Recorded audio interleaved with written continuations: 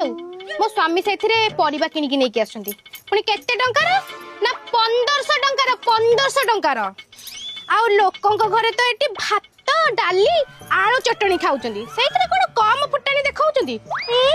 भाबुचंती GeM हम किछि जानि पारुनु हाँ परा परतीय न खाइले जा पेट पुरेनी से पुणी हमको रोसई कथा कहउचंती हमें कोन आ देखुनु